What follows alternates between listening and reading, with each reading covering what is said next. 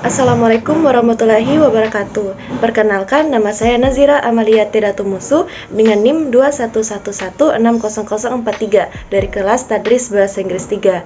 Video kali ini untuk memenuhi tugas ujian tengah semester pada mata kuliah Sejarah Sains dan Peradaban Islam dengan dosen pengampu Bapak Zaifullah SPD MPD. Baik, jadi tugas yang diberikan yaitu dengan menjawab pertanyaan-pertanyaan, yaitu yang pertama, apa yang dimaksud dengan objek metode dan ruang lingkup sejarah sains dan peradaban Islam? Pertanyaan yang kedua, berikan penjelasan tentang periodisasi perkembangan sains pra-Islam. Dan yang ketiga yaitu jelaskan capaian peradaban Islam pada masa Khulafaur Rasyidin. Baik, saya akan menjawab soal yang pertama. Metode dan ruang lingkup sejarah sains dan peradaban Islam. Metode sejarah adalah proses menguji dan menganalisis secara kritis rekaman dan peninggalan masa lampau, dan di sini dibagi menjadi dua, yaitu metode penggalian sejarah dan metode penulisan sejarah. Yang pertama, metode penggalian sejarah. Dalam penggalian sejarah, terdapat beberapa metode yang dapat digunakan. Untuk menggali data yang valid berkaitan dengan sejarah, diperlukan metode penggalian sejarah yang akurat. Penggalian sejarah pada umumnya menggunakan metode lisan, yaitu pelacakan suatu objek sejarah dilakukan dengan interview. Kemudian observasi, yaitu objek sejarah diamati secara langsung. Dan dokumenter, yaitu merupakan metode pengumpulan data yang digunakan untuk mengetahui data yang dapat dilihat secara langsung. Dan yang kedua yaitu metode penulisan sejarah. Yang pertama, metode deskriptif. Dengan metode ini ditunjukkan untuk menggambar adanya peradaban Islam tersebut. Maksudnya, ajaran Islam sebagai agama samawi yang dibawa Nabi Muhammad SAW yang berhubungan dengan peradaban diuraikan sebagaimana adanya, dengan tujuan untuk memahami yang terkandung dalam sejarah tersebut. Dan yang kedua yaitu metode komparatif. Metode ini merupakan metode yang berusaha membandingkan sebuah perkembangan peradaban Islam dengan peradaban Islam lainnya. Melalui metode komparatif dimaksudkan bahwa ajaran-ajaran Islam tersebut dikomparasikan dengan fakta-fakta yang terjadi dan berkembang dalam waktu serta tempat-tempat tertentu untuk mengetahui adanya persamaan dan perbedaan dalam suatu permasalahan tertentu. Dan yang ketiga yaitu metode analisis sintetis. Metode ini dilakukan dengan melihat sosok peradaban Islam secara lebih kritis. Ada analisis dan bahasan yang luas serta kesimpulan yang lebih kritis. Ada analisis dan bahasan yang luas serta kesimpulan yang spesifik. Dengan demikian akan tampak adanya kelebihan dan kekhasan peradaban Islam. Baik, jadi ruang lingkup pembahasan sejarah sains dan peradaban Islam. Yang pertama yaitu sebelum Nabi dilahirkan. Arab dipengaruhi oleh budaya bangsa-bangsa di sekitarnya yang lebih maju daripada kebudayaan dan peradaban Arab. Pengaruhnya melalui jalur hubungan dagang dengan bangsa lain seperti bangsa Syria, Persia, Mesir, dan Romawi. Dan yang kemudian yaitu Rasulullah dilahirkan sampai beliau wafat.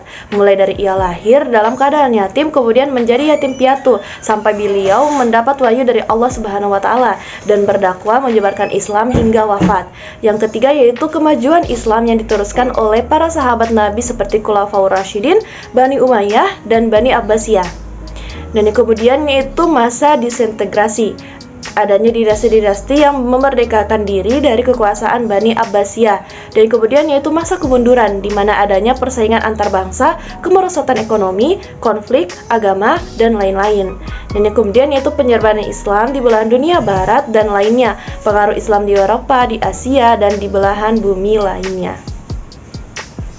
Soal yang kedua yaitu periodisasi perkembangan sains pra-Islam. Pada masa pra-Islam terdapat 3 kekuatan peradaban dunia, yaitu yang pertama pada masa Mesir kuno. Mesir kuno adalah peradaban kuno di sebelah timur laut benua Afrika yang berpusat di daerah hilir sungai Nil, yakni kawasan yang kini menjadi wilayah negara Mesir. Peradaban ini dimulai dengan unifikasi Mesir Hulur dan Hilir sekitar 3150 sebelum Masehi dan selanjutnya berkembang selama kurang lebih 3 milenium. Mesir kuno mencapai puncak kejayaannya pada masa Kerajaan Baru. Selanjutnya, peradaban ini mulai mengalami kemunduran. Mesir ditaklukkan oleh kekuatan-kekuatan asing pada periode akhir. Kekuasaan Fir'aun secara resmi dianggap berakhir pada sekitar 31 sebelum Masehi, ketika kekaisaran Romawi menaklukkan dan menjadikan wilayah Mesir Ptolemeus sebagai bagian dari provinsi Romawi. Peradaban Mesir kuno didasari atas pengendalian keseimbangan yang baik antara sumber daya alam dan manusia, ditandai terutama oleh yang pertama, irigasi teratur terhadap lembah Nil, yang kedua, pendayagunaan mineral dari lembah dan wilayah gurun di sekitarnya, perkembangan sistem tulisan dan sastra, dan kemudian organisasi proyek kolektif. Dan yang kedua yaitu peradaban Yunani. Yunani kuno adalah peradaban dalam sejarah Yunani yang dimulai dari periode Yunani Arkais pada abad ke-8 sampai ke-6 sebelum Masehi hingga berakhirnya zaman kuno dan dimulainya abad pertengahan awal. Peradaban ini mencapai puncaknya pada periode Yunani klasik yang mulai berkembang pada abad ke-5 sampai ke-4 sebelum Masehi. Budaya Yunani kuno berlanjut dalam tulisan-tulisan para filosofnya, terutama Plato, dan Aristoteles, sejarawannya terutama Thucydides, dan dalam literatur Homer yang dianggap sebagai penulis Iliad dan Odyssey. Orang Yunani kuno juga berkontribusi pada perkembangan seni dan arsitektur melalui banyak patung dan kuil yang mereka bangunan Akropis Athena misalnya untuk mengenang dewa-dewa mereka.